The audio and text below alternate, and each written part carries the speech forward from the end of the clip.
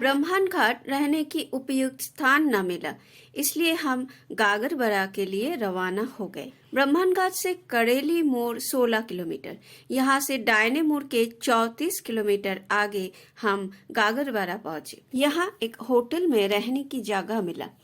आज बहुत लंबा सफर था, काफी थकान महसूस हो रहा था। ऊपर से टॉयलेट ना मिलने के कारण दिन भर हम पानी कम पिए, इसलिए अब पहले अच्छे से नहाकर थोड़ा पानी पी के ताजा हो लिए। नान बाबू बाहर घूमकर खबर लाए कि यहाँ हर तरह के खाना मिल जाएगा। कहने लगे, आप लोग कहे तो मैं खाना कुछ ला के दूं, पर होटल के खाना खाने को मन नहीं माना। हम लोग पूजा आरती संपन्न करके साथ लाए घर का सूखा खाना खा के सो गए।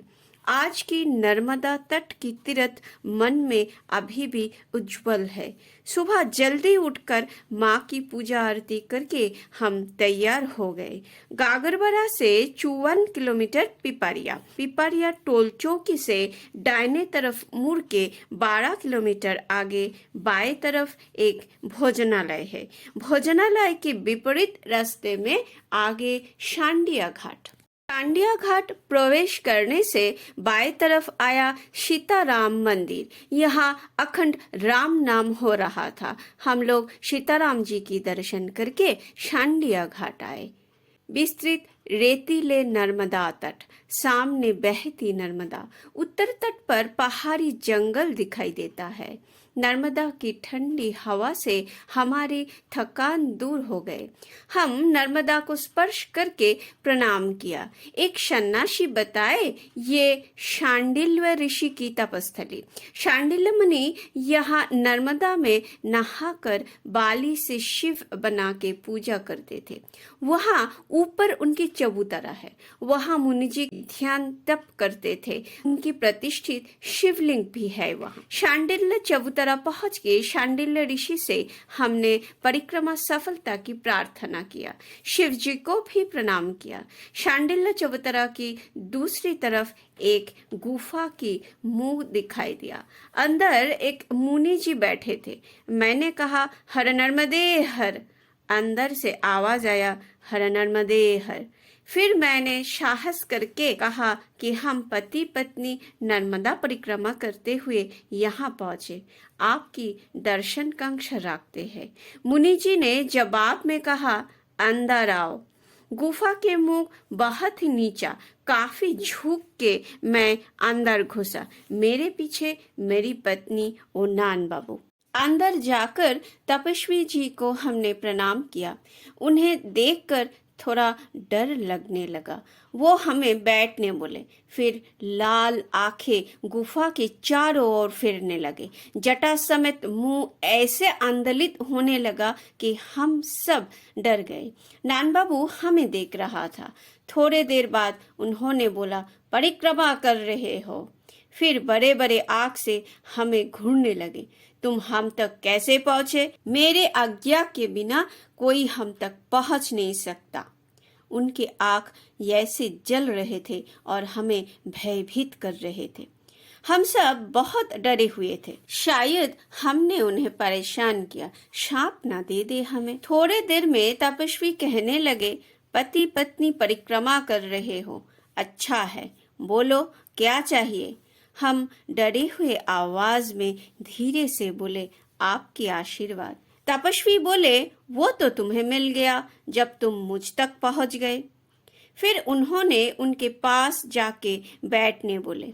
मैं एक यंत्र जैसे चल के उसके पास जाकर बैठ गया। गुफा के अंदर मां नर्मदा की मूर्ति प्रतिष्ठित है और कुछ पूजा सामग्री।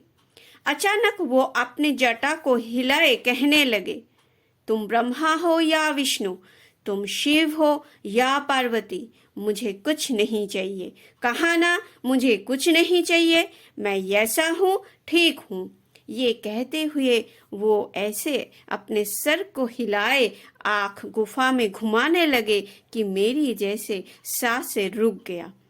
मैं कभी माँ नर्मदा को और कभी उन्हें देखने लगा। गुफा के इतना अंदर बैठे हैं कि भाग भी नहीं सकता। थोड़े देर में तपस्वी शांत हो गए, हमें अपने जगह जाकर बैठने बोले। मेरी तो जान में जान आया जैसे। मैं शीघ्र पत्नी के पास जाकर बैठ गया। अब तपस्वी बहुत ही शांत स्नेहपरायण हो गए। बोले, तुम्हारा परिक्रमा सफल होगा। पूरे परिक्रमा में एक कांटा भी नहीं चुभेगा तुम्हारे पैर।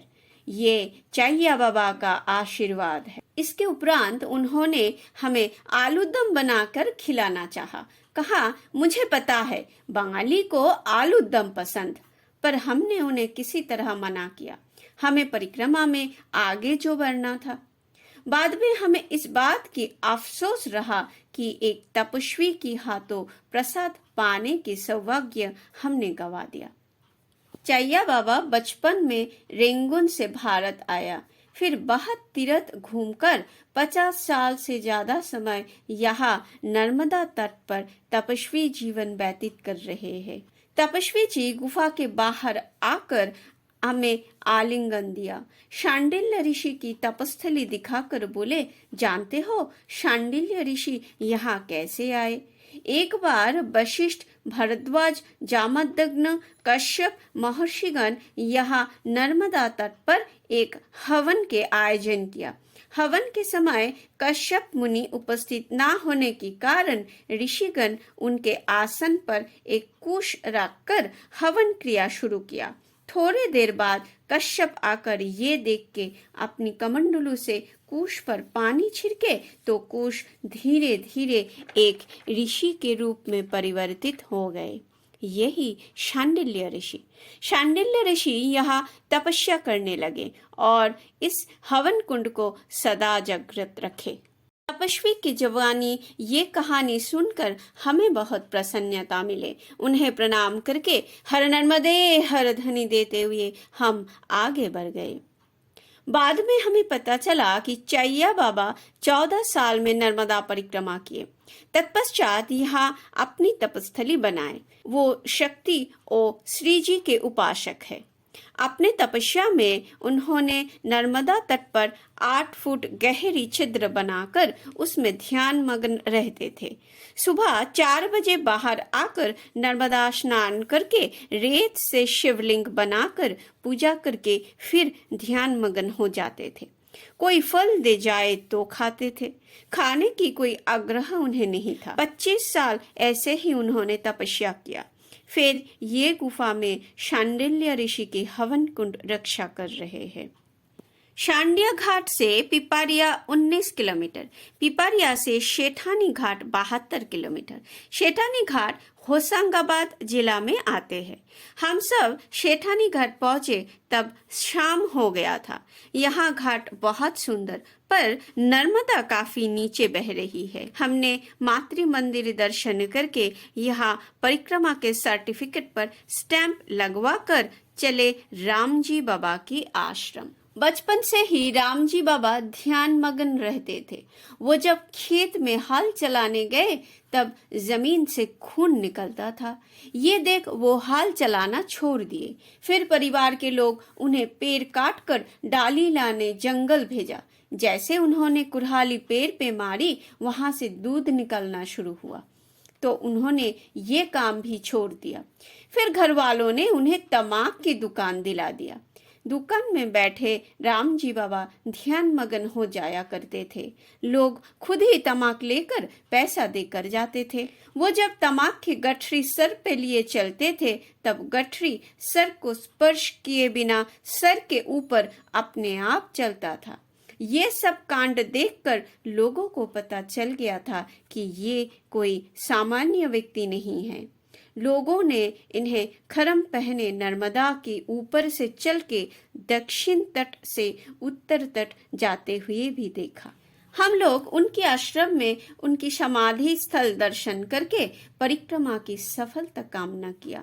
हमारा अगला तीर्थ कोकसर गौरी शंकर महाराज की आश्रम। होशंगाबाद रामजी बाबा आश्रम से 12 किलोमीटर आगे कोकसर।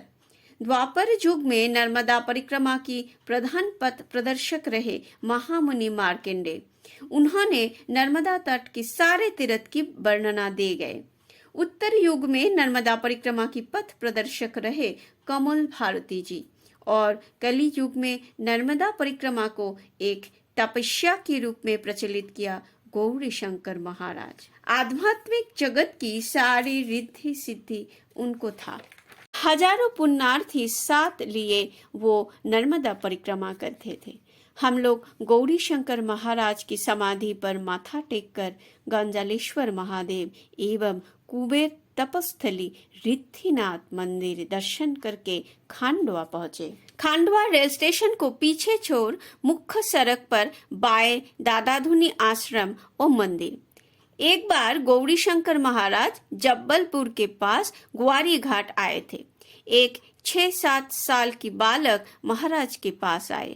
बालक में विशेष गुण देखकर महाराज ध्यान में पता किया कि वो ईश्वर के अंश में जन्म लिए। महाराज उनके नाम रखे माधव। बालक माधव 6 साल की उम्र में योगाभ्यास शुरू किया और 10 साल की उम्र में काशी से वेद शिक्षा लाभ करके आचार्य पद लाभ किए।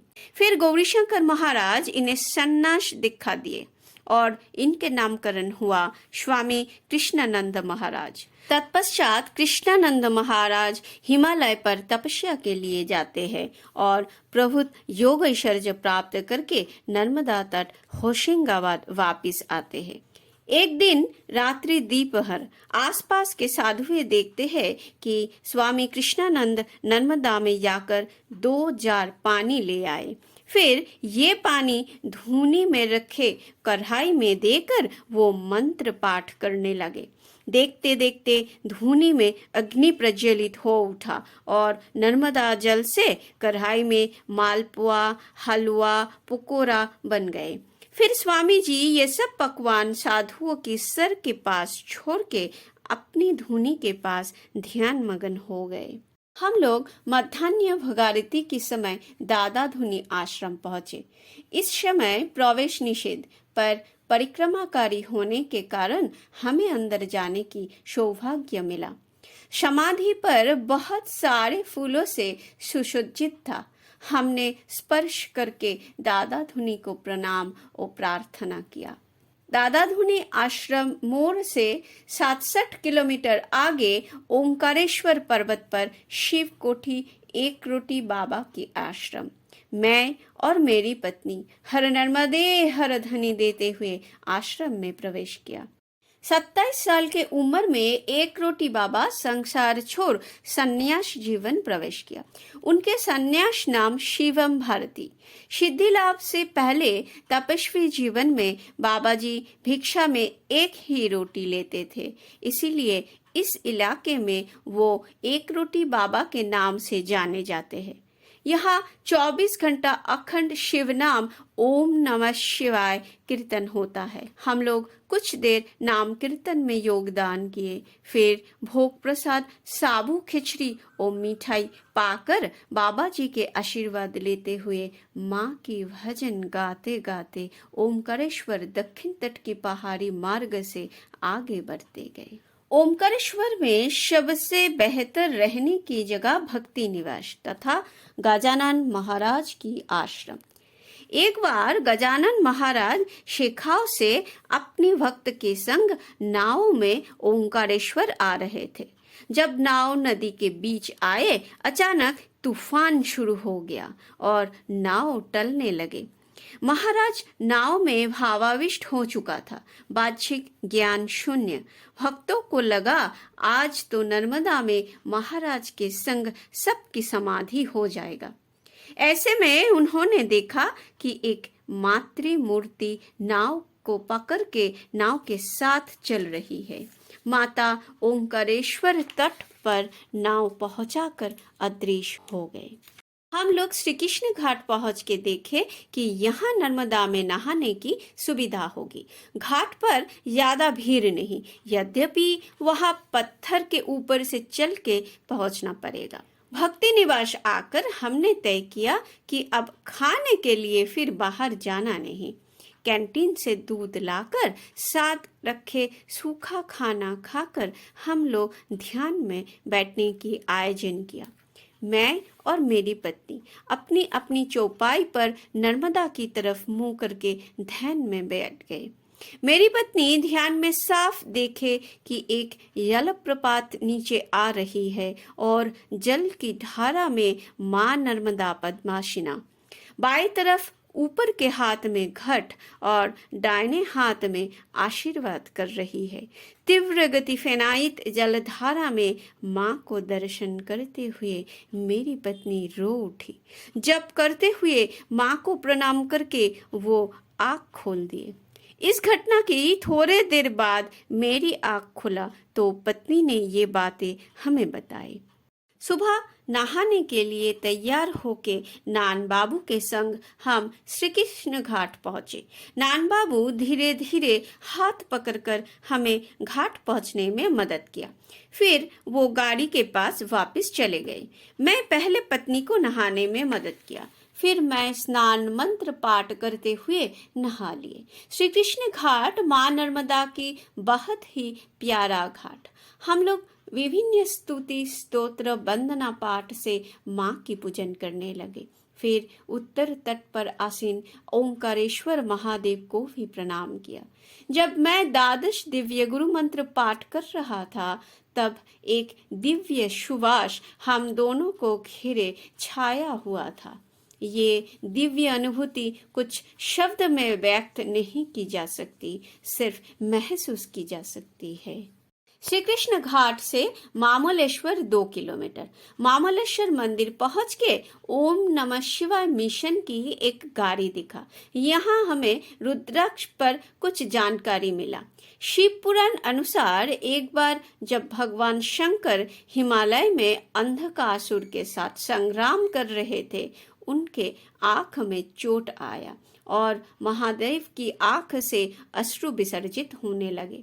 देव ब्रह्मा ने देखा कि शिव के अश्रु जमीन पर गिरे तो अनर्थ हो जाएगा, इसलिए उन्होंने अश्रु से कहा कि वो वृक्ष के रूप धारण करे। ये वृक्ष बड़ा होकर जब इसमें फल आया तो वो रुद्राक्ष के नाम से जाना गया। देवादिदेव यहाँ अपने लिंग को भेद करके 2 लिंग में स्थित हुए। एक लिंग ओंकारेश्वर चिन्ह युक्त एवं दूसरे लिंग शिव ज्योति रूप। पहला लिंग ओंकारेश्वर और दूसरी परमेश्वर, बाद में अमरेश्वर एवं वर्तमान में मामलेश्वर नाम से जाने जाते हैं। 3 पुरी लिए समग्र ओंकार पहाड़, शिवपुरी, ब्रह्मापुरी और विष्णुपुरी। मामलेश्वर ज्योतिर्लिंग दक्षिण तट पर, ब्रह्मापुरी और विष्णुपुरी की मध्य भाग पर स्थित है। मामलेश्वर मंदिर में पांडाओं की बहुत भीड़ एवं उपद्रव। हर जगह परिक्रमा करी खुद पूजा कर सकते हैं, पर यहाँ हमने मामलेश्वर ज्योतिर्लिंग की अभिषेक पूजन करना चाहा तो पांडा ने हमें रोका। अभिषेक करवाने के लिए जो दक्षिणा ये मांगे उसमें हम राजी हो ना पाए। फिर एक वृद्ध पंडित पांडा को बोले कि परिक्रमाकारी जो दक्षिणा देते हैं लेकर अच्छे से पूजा करवा दो। तो पांडा ने हमें मंदिर के गर्भगृह जाकर बैठने बोले और वो जल एवं अन्य सारे पूजा सामग्री लाए और हमें अभिषेक पूजा करवा दिए। अच्छे से पूजा संपन्न करके हम नाट मंदिर आकर बैठे तो एक हनुमान कहाँ से आकर प्रसाद ले गए। पंडित जी ने कहा कि ये शुभ लक्षण है। आज हमने भक्ति निवास आकर कैंटीन में माध्यान्ह भजन किए। सहस्त्रधारा के बाद ये दूसरा दिन हम अन्य ग्रहण कर पाए।